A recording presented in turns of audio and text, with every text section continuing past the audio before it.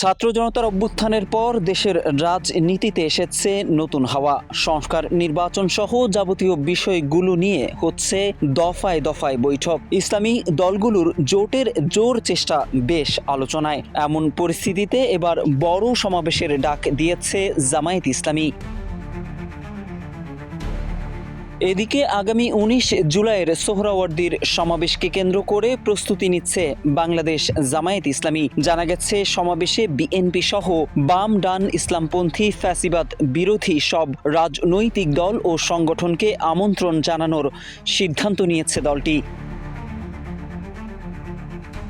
আগামী জাতীয় নির্বাচনের প্রস্তুতির অংশ হিসেবে জামায়াত ইতোমধ্যে সারা দেশে আসন ভিত্তিক একক প্রার্থী ঘোষণা করেছে। দলটির নেতারা আসন্ন নির্বাচনে ইসলামপন্থী দলগুলোর ভোট এক বাক্সে আনার জোর চেষ্টা চালিয়ে যাচ্ছেন। পাশাপাশি অমুসলিমদের ভোটকেও গুরুত্ব দিচ্ছে জামায়াত। নিবন্ধন ইস্যুর সমাধান ও দলীয় প্রতীক ফিরে আসায় বেশ ফুরফুরে আমেজে আছে জামায়াতের নেতাকর্মীরা। দলটির সূত্র জানিয়েছে, আসন্ন সমাবেশ থেকে জামায়াত জাতীয় নির্বাচন নিয়ে দলটির অবস্থান, প্রয়োজনীয় সংস্কার, দৃশ্যমান বিচার ও ইসলামপন্থী দলগুলোকে এক কাতারে আনার মতো গুরুত্বপূর্ণ বার্তা দেবে।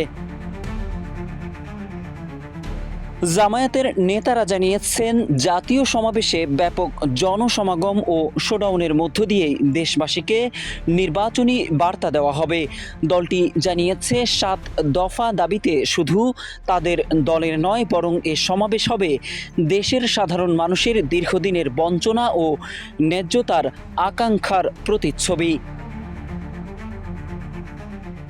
জামায়াতের ৭ দফা দাবির মধ্যে রয়েছে সব গণহত্যার বিচার, প্রয়োজনীয় মৌলিক সংস্কার, ঐতিহাসিক জুলাই সনদ ও ঘোষণাপত্রের পূর্ণ বাস্তবায়ন। যুক্তরাষ্ট্রের ১ নম্বর জিম চেইন গোল্ড জিম এখন আবারও বাংলাদেশে। বসুন্ধরা আবাসিক এলাকা ও বসুন্ধরা সিটি শপিং মলে। জুলাই অভ্যুত্থানে শহীদ ও আহতদের পরিবারের পুনর্বাসন, পিআর পদ্ধতিতে জাতীয় নির্বাচন আয়োজন, প্রবাসীদের ভোটাধিকার নিশ্চিতের ব্যবস্থা গ্রহণ এবং রাজনৈতিক দল ও প্রার্থীদের জন্য সমান সুযোগ ও লেভেল প্লেয়িং ফিল্ড নিশ্চিতকরণ। আসন্ন সমাবেশকে ঘিরে সর্বোচ্চ সংখ্যক নেতা কর্মীর উপস্থিতি নিশ্চিতের জন্য ইতোমধ্যে কাজ শুরু করেছে জামায়াত।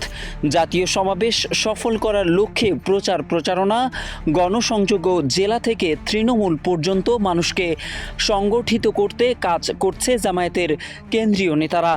জানা গেছে, জামায়াতের এ জাতীয় সমাবেশ মূলত নির্বাচনকে ঘিরেই। এদিকে সমাবেশের ব্যাপারে জামায়াতের সহকারী সেক্রেটারি জেনারেল অ্যাডভোকেট এহসানুল মাহবুব জুবায়ের একটি জাতীয় দৈনিককে জানিয়েছেন, ৭ দফা দাবিকে সামনে রেখেই তাদের জাতীয় সমাবেশ।